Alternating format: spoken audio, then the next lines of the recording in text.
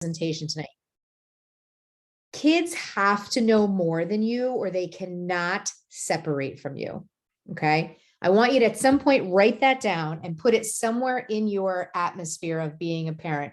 Kids cannot separate from you unless they know more than you. And if they think you know more than they do, then they have to stay with you forever. And they'll live in your basement. And that's not what we want as parents. Most parents struggle at some point or another with a defiant child. It's common, mostly seen in toddlers and adolescents. However, if you had a really great toddler, right, that didn't up until 5, 6 years was really content, no temper tantrums, no nothing, you might see some defiance in 8, 9, 10, 11 years old. And, you know, if you have a child who might be advancing earlier than others, and maybe at 12, 13, they're going through puberty, maybe other parents might be seeing the defiance at 15, 16, and you're seeing it at 12 and 13. It's a normal part of children's development. If at some point they don't say no, or they don't say, I don't want to, it's not really normal, right? School-age children equals defiance, arguing, not doing something, ignoring you, passive aggressive, I can't hear you, I don't really want to do that, all that kind of stuff. Toddlers equal temper tantrums. Toddlers are throwing themselves on the ground in the middle of ShopRite, hands down, because the color of the bandana was yellow and they wanted it to be purple. Teens are more rebellious and talking back, sorry, my typo there, talking back or disconnecting. And one of the things that I look at when I'm talking or working with someone who has a defiant child is, what stage of development is that child in? What I mean to say is, you're going to see toddlers throw temper tantrums between like 2 and 3 years old. Why? Because they are starting to separate from you. They are starting to do that thing where they don't want you to be the only one who can get the ball, tie the shoe, read the book, whatever that is. They want what I call it the I do, right? And some toddlers handle that really great. And some toddlers handle that like, I do, right? And you guys all know on this call who had which child, or who might still have which child. And some children are very easy to communicate and some children are not. Some children communicate with some anger. I have to say, most of the time, I work with children who have that angry defiance, and that's why they come into treatment. And other children who are able to just communicate effectively that they want to separate don't necessarily come into treatment. But there's a fair amount of anxiety behind that anger. If I have to be angry at you to separate from you, that means I don't really feel comfortable separating from you, either because you're not ready for me to separate, or I'm not ready to separate. Okay. So if you look at the developmental stages of kids, toddlers throw temper tantrums right around the time that they are about to take some really big developmental steps. They're either getting ready to talk, they're getting ready to walk, they're getting ready to potty train, whatever that is, they're getting ready to separate in a pretty big way. School-age children are doing the same thing. They're getting to an age where they are picking their own friends. They're making their own, plans with their friends. They're taking care of their own homework. They're doing some big developmental things without you. Teens are rebelling for the exact same reason. They're about to do some pretty big things without you. Get their driver's license, go to college, start picking up their classes for the next year, hanging out with their friends, making social decisions when you're not around. Maybe there's some social pressure that's going on that they have to make some big decisions around. But the reality is, kids become defiant because they need to separate, and they separate at multiple times during their childhood. Next slide.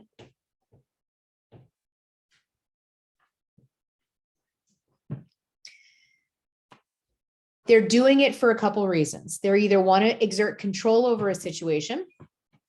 They're trying to declare their independence, albeit at 2 years old. They're testing limits. How far can I go? Expressing themselves, or they might be trying to separate. Here's that quote again. Kids need to know more than you or they can never leave you. When you have some situations where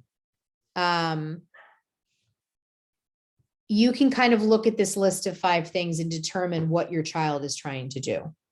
I can promise you there's another one on here that I didn't list, and I'm kind of just thinking about it right now. One of the other reasons why children are defiant is that that might be the only way they're getting enough attention. If you don't give them enough positive attention, and that's hard because as they separate, they're less and less in our space, right? They're more and more independent. They might be looking to connect. And the way they're looking to connect is really, really dysfunctional. And they're doing it by defying you. So you haven't maybe talked to your 17-year-old or 15-year-old in, a couple days. They're upstairs doing their homework. They're at practice. They're bringing their dinner in their bedroom, all that kind of stuff. And all of a sudden you say, you need to clean your room. Nobody says, I'd like you to clean your room. You need to clean your room. No, I don't want to. This is the first time they're connecting with you. So what happens is they now have your attention because now you're in an argument with them. They're trying to separate, but they're also afraid to separate because they're not connected enough to you on a daily basis. And that produces some anxiety, and that anxiety can come out as fear. Let's go to the next slide.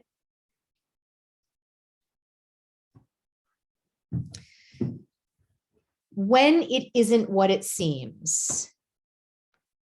Kids who are dawdling, they're focused on an activity. There is some defiance that is because of other reasons. The first one is some ADD, ADHD. Kids who are not paying attention, really hyper-focused on an activity, not able to refocus on what you're asking them to do. And they are not moving. They're not moving off their device or whatever that is, or they don't want to stop, playing their video game or doing their craft or whatever it is. That could be a sign of ADD. Understanding what's behind your child is important to addressing it.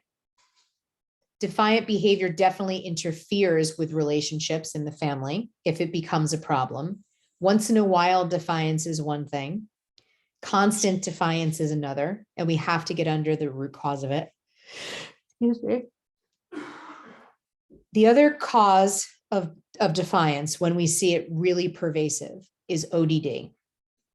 It's characterized by behaviors such as really aggressive temper tantrums, frequent temper tantrums, and I'm talking like every day, multiple times a day. ODD kids are not able to get through school. Very difficult to get through school. It's inappropriate for their age. So you've got an 8-year-old who's throwing temper tantrums, right? This also leads to depression and anxiety because they don't know how to connect or express themselves in the right way. And so we see some long-term effects of this.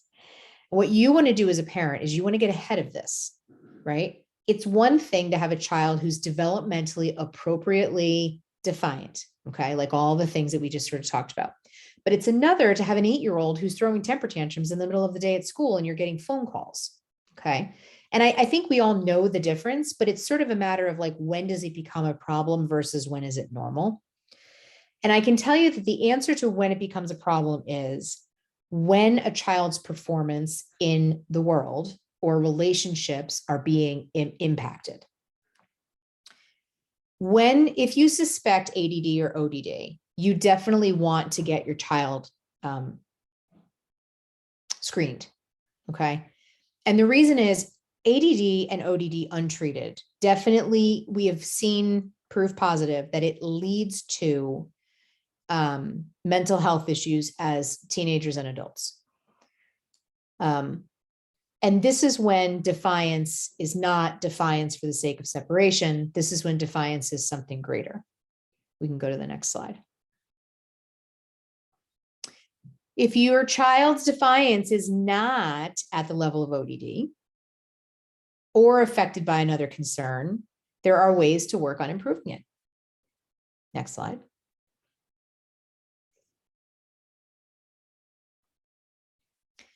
First thing you want to do is set expectations.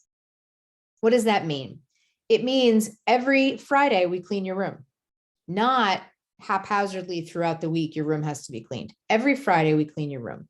If you have a child that's defiant, you need to create some boundaries. Make sure you're clear. Your 5-year-old might find it overwhelming to do this by themselves, right? That's maybe why they're refusing to do it. Break it down into smaller tasks. Show them how to break something down into smaller tasks. One of my other favorite quotes is, you can eat an elephant one bite at a time, one bite at a time. And what that means is you don't have to clean the whole toy room. You have to clean up the markers. And now you have to clean up the tape. And now you have to clean up the horses. And now you have to clean up the plushie toys. But don't just say to a 5-year-old, go clean your room. It's too overwhelming. I think they might pick up the toys off the floor, but they're going to do it better with help. So you can go to the next slide.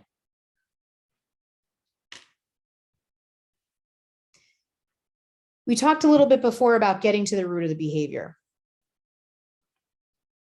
What is triggering your child's defiance? Is it a pattern? Are you finding every single Saturday morning your child is defiant? Are you finding every single Monday morning your child is defiant? Sorry, I'm home tonight.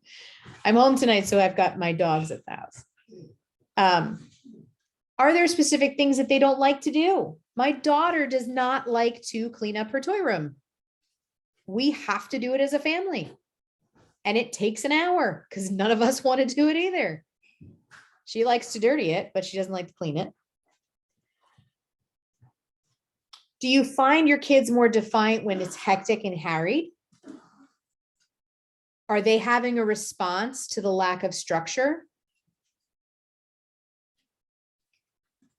If you need to adjust some situations in your home, when you figure out, you know what, when Jane goes to bed at 9, I find that she's more defiant the next morning. When she goes to bed at 8, I think she's getting more sleep. You know, by the end of the school week, Scott is really, he doesn't do well on Friday nights. So once you're able to make those adjustments and really pay attention, we can get really wrapped up in how annoying the defiance is, as opposed to finding the root cause of it. Next slide. Set yourself and your child up for good behavior.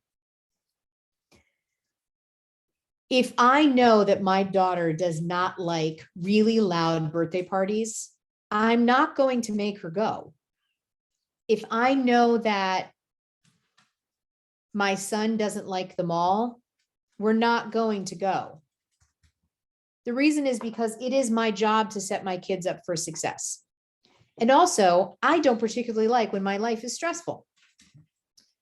So as a family, if there are situations that I've seen my children not act well in, and then after further investigation, I find out that they didn't like the situation, we don't go back in the situation until I feel like they can handle it. How many people, after a great big birthday party with cake and cookies and pizza and apple juice and Sprite and all that crap that happens at a birthday party, how many people's kids throw a temper tantrum at home 2 hours later? I can tell you each one of my kids has done that. How many of you on this call today, your kids had a sleepover on Friday and they're cranky on Saturday? They didn't get enough sleep, right? I noticed one time that my daughter had way too many activities going on. She did not have enough downtime. My son does not need as much downtime. I don't need as much downtime, but she did. And so we pulled back on 2 of her, I wanted her to do the play, and I wanted her to do her horseback riding, and I wanted her to do, the everything that she wanted to do, but it's just not possible, right? It's not possible to get good grades, get good sleep, and do 7 sports. I suppose there are some people that can do that, but not your average kid, and certainly not most of us on the call today. Pay attention. Does your child hate abrupt transitions? Do you need to give them a 5-minute heads up? Just to let you know, we're leaving the house in 5 minutes. One of my kids cannot just get up and go. I can't say, let's go, we're leaving. They need a 5-minute warning. Do you have that kid? They just need to process that there's about to be a transition. And I promise you, if you start to look into these things, you're going to have an easier time managing your kid, right? Okay, next slide. And that brings me to treating your child like you want to be treated. If you're the kind of person that doesn't like to be told we're leaving the house, let's go, come on. If you want a 5-minute warning, pretty much bet that your kids want a 5-minute warning. The whole goal of today is to try to figure out how and why, or the why about why your kids are having a temper tantrum. The why of your kids having a temper tantrum and you uncovering that will significantly decrease the stress between you and your child and in your home. Might be they're in a bad mood. I've seen adults throw some temper tantrums in a bad mood. They're overwhelmed. One of my kids used to come home from school every day and throw a temper tantrum. Why? Because they held all their stress in all day long. They were introverted, and the school is very extroverted. And so they would hold in all that anxiety all day and then come home and release it. And there was a good hour-long release when they got home from school. And I, at some point, didn't understand it. I didn't understand why that was happening, right? So we talked about what they were feeling when they came home, what was happening when they came in the door. And they said, I had to release everything I was holding in all day. When I have a temper tantrum, raise your right hand. Say, I've had temper tantrums. You have, we have, right? Parents get stressed. We don't have temper tantrums toddlers do, but we certainly have them. We get stressed. We yell about the kitchen being a mess or whatever that is. Are we being a good model for our kids? Are we allowing them the emotional space? Are we giving them what they need in situations just like we need to do for ourselves? How do we disagree in front of them in a loving, respectful way? How do we show respect in our homes? How do we communicate our negative feelings? Next slide.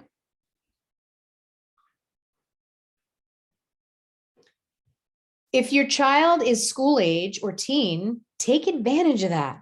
Man, it is hard when a toddler throws a temper tantrum. I'm going to be honest with you. I would not go back to the toddler years if you paid me. I know a lot of people say it's very easy. For me, I really enjoyed my kids being able to say what they were feeling as opposed to trying to figure it out when they couldn't really communicate yet. I found that really hard. We have a distinct advantage when our kids can communicate. We have a distinct advantage when we can say to them, what happens for you during your day that you come home very stressed?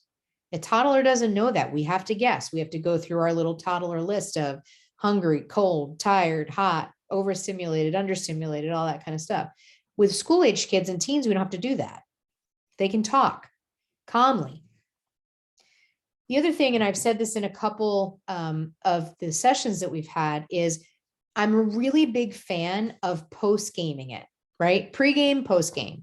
Pre-game is called pre-teaching, right? We're going to leave the house in 5 minutes. Remember last time we left the house, you had a really difficult time. Tell me what you need today to be able to get out of the house.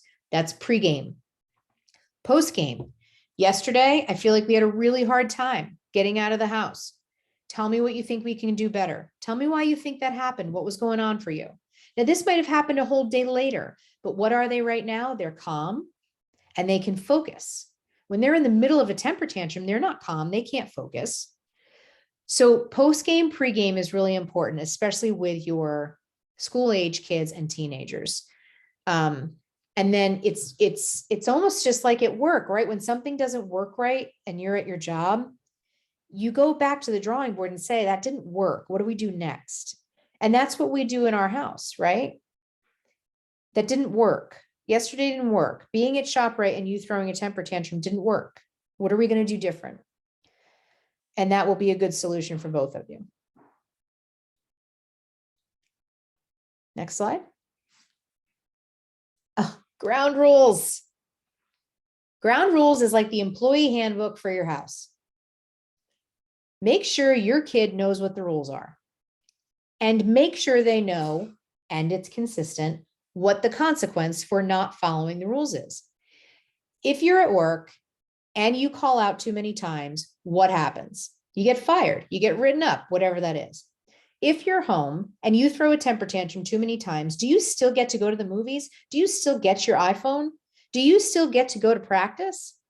Whatever that is, like whatever you feel like the consequences should be. If your child is talking to you in a disrespectful manner, there's absolutely no excuse for it. They can do it, but there's going to be a consequence for it. Am I telling you it's going to go away? No. Am I telling you you need to consequence it? Yes. Don't hand your kid their iPhone after they've talked to you in a disrespectful way. Choose a consequence that you are willing to enforce. No TV for the next 2 hours. No sleepovers this weekend. You got to do an extra chore now. I wouldn't do it in the middle of the temper tantrum.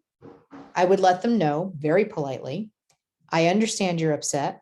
If you continue to express yourself in this really dysfunctional way, there's going to be a consequence. This is what the consequence is going to be. And I'm letting you know, if you don't calm yourself down in the next 3 minutes, I'm going to enforce the consequence. Period. There's absolutely no reason for your child to undermine your authority. Next slide. Compromise. My daughter does not want to clean her toy room. Doesn't want to clean her toy room. She's insisting she doesn't want to clean her toy room. What's the compromise? Compromise is I'll come help you for 30 minutes and then you're going to finish the job. I can either go the proactive route, right, which is the positive reinforcement route, which is I'll help you for 30 minutes. I'll help you get it all started and then you can finish it. Or I can go the consequence route. If you don't do it, I'm going to take your iPhone. I don't know which one works better. I personally believe fundamentally as a therapist that the positive reinforcement or the positive spin on it works better. Generally speaking, it allows them more control. So I may say something like, do you want to clean your toy room at 7 today or at 8 today? Do you want to clean your toy room and watch TV, or do you want to watch TV and clean your toy room? Give them some minor control over the situation, but stay firm. Because if you don't do it, there's going to be a consequence. So this conversation, let's role play for a second. Your toy room has to be cleaned. Do you want to watch TV and clean your toy room, or clean your toy room and then watch TV? Okay. Do you want me to help you for 30 minutes? But then you have to clean it up. If you don't clean it up, I'm going to have to take your iPhone. So there was compromise in that. There was understanding in that. There was help. There was, all the things kind of wrapped into one thing, giving her some control over it. Next slide. Options. Sometimes a child is going to exhibit behavior because they want more say. They're feeling out of control, right? And kids, again, we come back to that slide where kids usually throw temper tantrums at a time in their life when they're out of control. They usually are going through some type of developmental situation where they feel like they're out of control. And what happens is, if we can help them get more say in their lives, they will feel better. That's just the reality. But the problem with that is it's hard to give your kids say when they're 12. Like, I can't just let you go to the mall, right? You're 12. So we have to pick and choose ways that our kids can feel more empowered. One way to give them control is to give them those choices. Do you want to clean your toy room before or after dinner? Once you set up the parameters, work with them. Do it with them.